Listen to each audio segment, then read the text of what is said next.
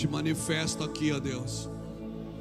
Manifesta o teu amor aqui. Tu estás aqui. Oração do profeta Abacuque sobre forma de canto. Tenho ouvido, ó Senhor, as tuas declarações e me sinto alarmado. Aviva, ó Senhor, a tua obra no meio dos anos. E no decurso dos anos, faze-a conhecida. E na tua ira, lembra-te da tua misericórdia. Aviva, Deus, a tua obra no meio dos anos. E no decorrer dos anos, faze-a conhecida. E na tua ira, lembra-te da tua misericórdia. Aleluia. Obrigado ao Senhor pela tua palavra. Obrigado ao Senhor pelo teu favor, pela tua unção. Talvez nós estamos nos posicionando errado para um avivamento. Isso Deus falou comigo essa semana. Não estou dizendo que a igreja do Senhor está errada. Eu estou dizendo que isso foi uma posição particular para mim. Mas eu creio que pode servir para a igreja. Posicionamento. Talvez muitas coisas na sua vida não acontecem por causa de um posicionamento errado, de estar numa posição errada.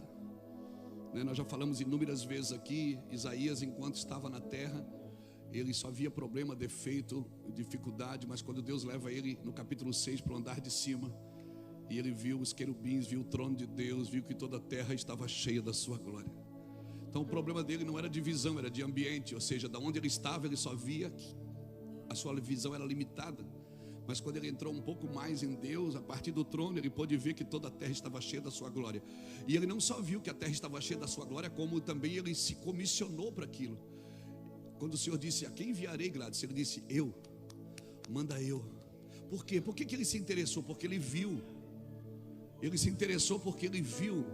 Ele saiu de uma posição de crítica, de excomungar, de difamar. Ele saiu daquela posição só de ver defeito, porque ele só via defeito até no capítulo 6. Do capítulo 6 em diante, ele vê toda a terra cheia da sua glória. Ele vê os anjos do Senhor, ele vê o trono de Deus, ele vê a intenção de Deus. E aí ele percebe: eu sou um homem de boca suja, eu sou um homem de lábios impuros. Por que ele estava dizendo aquilo? Ele estava dizendo aquilo o seguinte: porque onde eu estou, eu só falo dos erros, só falo dos defeitos, eu só falo do problema, mas eu não me importo com aquilo que eu estou vendo. E quando ele vê a terra, então ele começa a pensar: eu posso ajudar, eu posso me importar. E o Senhor disse: a quem enviarei? Ele disse: envia-me a mim. E dali por diante, ele começa a se transformar no profeta messiânico. Aquele homem que só via problema começa a ser um profeta de esperança. Ele começa a profetizar sobre o Messias que haveria de vir. No capítulo 53, então, ele descobre todas as coisas. Ele começa a dizer, que ele levou sobre si as nossas enfermidades, as nossas dores. O castigo que nos traz a paz estava sobre ele. Pelas suas pisaduras nós somos sarados. Ele fala no verso 12 e 13, ele diz assim: agradou a Deus moê-lo. Ele começa a falar de coisa. Olha o que ele diz: Deus moeu o seu filho. Agradou a Deus moê-lo. Ele fala no capítulo 11, no capítulo 53, versículo 12, 13, por ali. Então ele começa a descobrir, porque na terra você só quer fazer a obra de Deus, mas você não conhece a intenção de Deus. E a pior coisa que tem é você achar que pode fazer a obra de Deus. A obra de Deus você não faz, quem faz é Deus. Então o que eu faço? Você faz a vontade de Deus. A obra de Deus quem faz é Deus. Você só faz a vontade de Deus. E você pode correr o risco de querer fazer a obra de Deus fora da vontade de Deus, por não fazer o que Deus está vendo. Querer fazer a partir de você e não a partir de Deus. E aí nós temos inúmeros pastores e pregadores e denominações carregadas de estímulos no seu púlpito. Por quê? Mas é maldade? Não, a maioria de nós não é maldade. A maioria de nós quer encher a igreja, quer fazer a coisa certa, quer salvar pessoas. E está tudo certo. Eu não vejo maldade nisso. Mas eu vejo um posicionamento errado. Eu vejo um posicionamento errado. Por quê? Porque você está fazendo a obra de Deus a partir de você. Você não quer cantar a música que Deus quer ouvir. Você quer cantar que você acha que Deus quer ouvir. Você não quer falar sobre as coisas que Deus quer falar. Você tem uma verdade profunda, mas essa verdade profunda não se transformou em realidades práticas e simples. Não é verdade? Amém? Obrigado pelo seu aleluia. Então, quando Isaías viu a glória de Deus, ele se assustou. Por quê? Porque da onde ele estava, ele só via defeito e problema. Mas quando Deus levou, ele disse: no ano que morreu o rei Uzias, eu vi o Senhor, e eu vi os querubins, e eles tinham 6 asas, eles tampavam o rosto, os pés, e com 2 voavam. E eu disse: ai de mim, porque eu vou morrer, porque eu vi a sua glória, e eu sou homem de lábios impuros. Ele estava dizendo o seguinte: eu só falei de coisa que eu não entendia, eu falei de coisa que eu não compreendia. Agora não, no ambiente onde Deus está, eu consigo ver como Deus vê. E quando ele viu que Deus viu, ele disse: toda a terra está cheia da sua glória. E dali por diante ele passou a ser o profeta da profecia. Ele passou a ser o profeta da esperança. Ele passou a ser o profeta messiânico. Ele passou a apontar por um Jesus que viria. Isaías falou dele o tempo inteiro. Aquele profeta irado, aquele profeta cheio de mágoa, aquele profeta que só via defeito e problema em todo mundo, agora é um profeta de esperança. Não tem vergonha nem de mostrar as suas nádegas.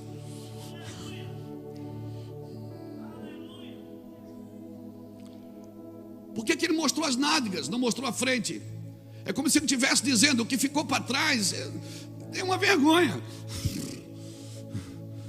Vamos caminhar, vamos fazer aquilo que Deus está por vir. Irmãos, e quando eu leio Abacuque é a mesma coisa. Porque se você ler, não, você tem que abrir comigo, capítulo 1. Leia comigo Abacuque 1. Leia comigo Abacuque 1. Diz assim, ó: sentença revelada ao profeta Abacuque: até quando, Senhor, clamarei eu, e tu não me escutarás? Gritar-te-ei em violência, e tu não me salvarás? Porque tu me mostras a iniquidade, e tu me fazes ver a opressão? Pois a destruição e a violência estão diante de mim, há contendas e litígios, e o litígio se suscita. Por esta causa a lei se afrouxa e a justiça nunca se manifesta.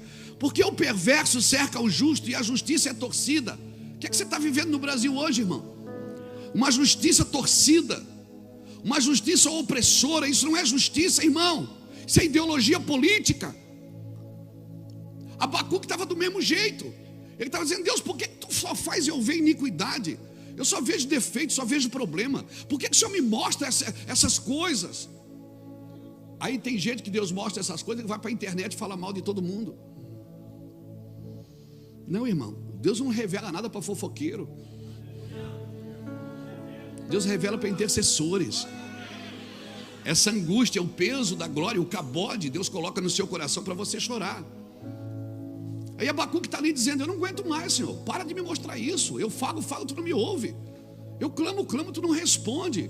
Oh Deus, está doido, ó vida, ó céus, ó dor. Irmão, se Abacuque cabe no capítulo 1, a gente está perdido. Porque Abacuque está só reclamando. Ele está dizendo: meu Deus, eu estou cansado. Eu estou cansado. Mas daí ele se posiciona. Ele diz: não vou ficar aqui não. Aí vai para o capítulo 2. É 3 capítulos definidos. Aí no capítulo 2 ele diz assim, ó: por-me-ei na minha torre de vigia. Ele diz: sabe o que eu vou fazer? Vou parar. Ele enxugou as lágrimas, parou de reclamar. Diz: sabe o que eu vou fazer? Eu vou ouvir aquele que fala comigo. Vou parar de olhar para o Jornal Nacional. Eu vou parar de ler a revista. Eu vou parar de sair dessa internet, desses sites que só falam besteira, só falam asneira. Por-me-ei na minha torre de vigia, colocar-me-ei sobre a fortaleza e vigiarei para ver o que Deus me dirá e que resposta eu terei à minha queixa. Aí você tem que vir comigo. Cara, a hora que ele saiu do estado crítico, depressivo, de só ver defeito, problema, de maledicência, só abria a boca para praguejar, só abria a boca para reclamar, contava o dinheiro e não dava, reclamava, estava toda a vida na derrota. Essa vida é uma luta, é uma desgraça. Mas ele disse: sabe o que eu vou fazer? vou fazer, Fábio? Eu vou me posicionar. Eu vou me posicionar, Jackson. Não vou ficar aqui reclamando, não. Vou desligar minha televisão. Vou parar de assistir essa contaminação externa. Ele disse: eu vou me pôr na torre de vigília para ouvir aquele que fala comigo. Aí quando Deus percebe que você se posiciona, o Senhor me respondeu e disse: escreve a visão. Ele está dizendo: esquece tudo que você viu, esquece tudo que você viu e que você ouviu. Então o Senhor me respondeu e disse: escreve a visão, torna ela bem legível, ou seja, seja claro com tudo que você está fazendo. Esclarecer, estabelecer e expandir. Então o Senhor me respondeu e disse: escreve a visão e torna bem legível sobre tábuas, para que ao passar, ler o que correndo passa, para até aquele que pega o carro, dirige a noite inteira, para vir no café, ele veja. Aquele que entra na internet, ele ouve uma frase, ele já aquilo buga na mente dele. Luiz, deixa bem claro, João, deixa bem claro o que eu vou te mostrar. Sai desse negócio de reclamar. Sai de falar que a sua igreja é uma derrota. Para de reclamar que a sua igreja não entra oferta, não entra dízimo. Você está passando luta, é uma desgraça. Essa cidade assassina e mata profeta. Para de reclamar. Meu irmão, escuta uma coisa: a popularidade mata mais profeta do que a perseguição. A fama mata mais profeta do que a perseguição. A fartura mata mais profeta do que a necessidade. Então, o Senhor me respondeu: escreve a visão, grava sobre as tábuas, para que o possa ler até quem passa correndo, porque a visão ainda é para se cumprir no tempo determinado. Mas se apressa para o fim e não falhará. Se tardar, espera, porque certamente virá, não tardará. Eis o soberbo, a sua alma não é reta nele, mas o justo viverá pela fé. Sabe o que Deus está dizendo? Tira os olhos de tudo, de todas as coisas, de tudo que você está vendo. Ah, mas o problema é esse, o problema é a esquerda. Irmão, crente na internet republicando coisa ruim. Crente na internet republicando coisa ruim, maremota aqui, tristeza lá, não sei o que, perseguição aqui. Meu irmão, Apocalipse não é para você estudar acontecimento, é para você estudar a volta de Cristo. É a revelação de Jesus Cristo. Entra em Jesus e fecha os ouvidos, mergulha dentro do coração de Deus. Quando ele sai daquele lugar de crítica, ele se posiciona, ele diz: eu vou tomar uma posição. Deus diz: agora que você se posicionou, eu vou te dar uma visão. Escreve aí, escreve que não é para agora. Talvez você está trabalhando para os seus filhos, para os seus netos que estão lá no Canadá. Talvez não seja para agora. Talvez seja para os seus meninos, para os seus filhos. Talvez não seja agora. Mas nós temos que pensar isso. Vamos escrever a visão, deixa claro, deixa bem claro. Para quê? Para aquele que passa correndo, ele também enxergue. Amém? Ele também enxergue. Não queira, irmãos, achar que o mesmo critério para quem passa correndo é o mesmo critério para quem Deus deu a visão. Tem gente que passa correndo, pega a visão e multiplica ela. Mas tem gente que Deus disse: vou te dar a visão. Não pense, o sacrifício é maior para quem tem a visão. Então, se Deus te deu uma visão para um lugar, para um ambiente, para uma igreja, para uma cidade, não queira cobrar dos outros uma coisa que é você que tem que dar. Não queira cobrar um tempo, uma lágrima, um choro que é você que tem que dar. Mas ninguém me ajuda. Não vai ajudar mesmo. E tomara que não ajude, para você não se perder. Se prepara aí, mano. Entendeu? Aí aquele Abacuque choroso, aquele Abacuque reclamão, agora está ali dizendo: sabe o que eu vou fazer? Vou me posicionar, vou virar um intercessor. Vou pegar toda essa coisa ruim que eu estou vendo e eu vou orar por transformação. E eu vou viver não pela vista. Eu vou viver pela fé. Eu vou parar de olhar para fora e vou olhar para dentro.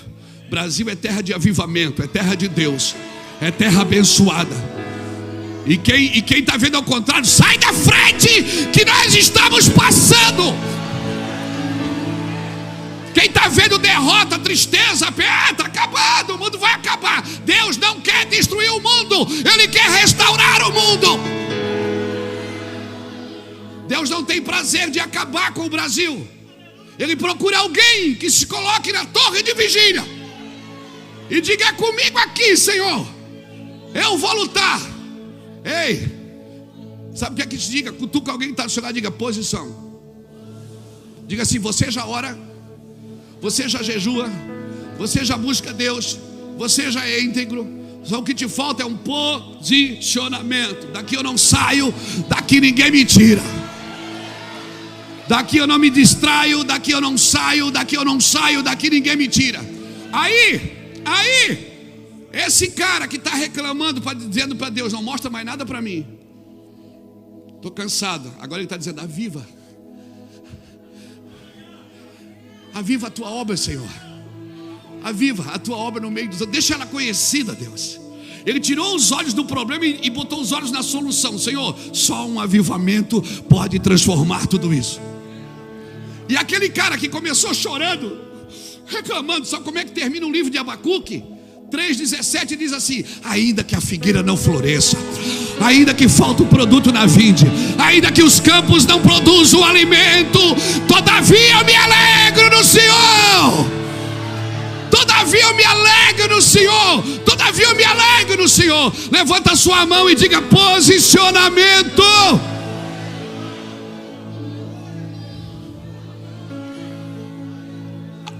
Todos podem usufruir de um avivamento, mas quem vai entender ele é quem está posicionado.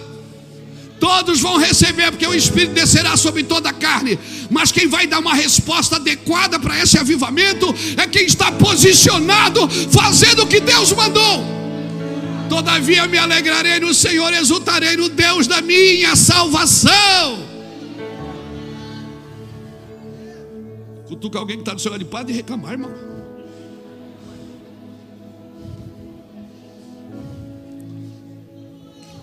A promessa de Deus nunca foi encher a terra com a sua glória. Ei, a promessa de Deus nunca foi encher a terra com a sua glória. Você está assim porque você não está posicionado. Por isso que você está orando: vem, Senhor, vem. E o Senhor diz: eu já estou aqui, mané. Vem, Senhor, vem agora. E o Senhor diz: eu estou 2000 anos, eu desci e não subi mais.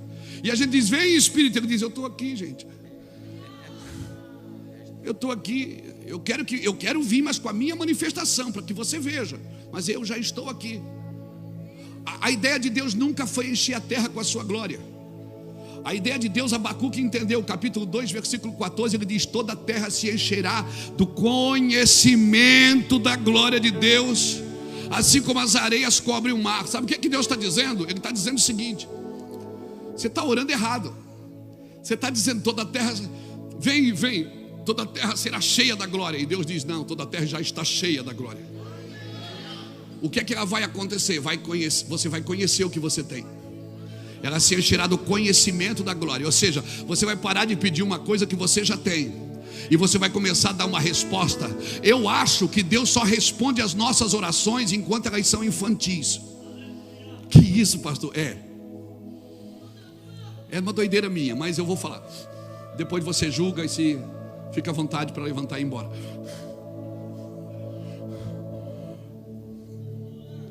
A terra não vai ser cheia, ela já está.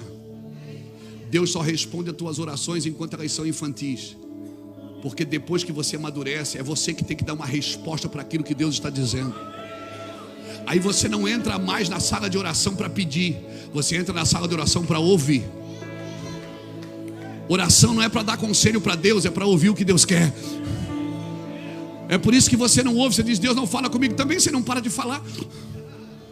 Quem entrou aqui já numa sala, ficou 2, 3 horas com Deus em silêncio, com a Bíblia na mão em silêncio, sem falar uma palavra, sem pedir nada? Quem aqui já entra e fica lá?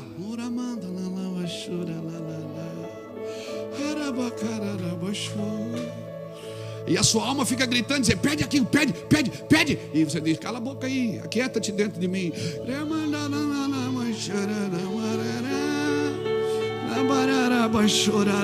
Alguém levante a mão e entenda o que eu estou falando aqui. Receba essa graça de Deus na sua vida. Receba esse fogo que vem de dentro. Receba esse fogo que vem de dentro. A terra não vai ser cheia da glória, ela já está. Ela vai ser cheia do conhecimento da glória. Ou seja, os crentes vão saber o que eles têm. Só que é sempre de dentro para fora. A terra precisa conhecer a glória. Por que a terra precisa conhecer a glória? 2 Coríntios 4:4 diz o quê? Porque Satanás, ele tem cegado o entendimento para que não resplandeça a luz do evangelho da glória de Cristo, que é a imagem de Deus. Satanás tem cegado o entendimento para você não entender o que você já tem. Por isso que você está na fila da bênção toda semana na igreja, pedindo algo que já é seu, incentivado por pastores motivacionais.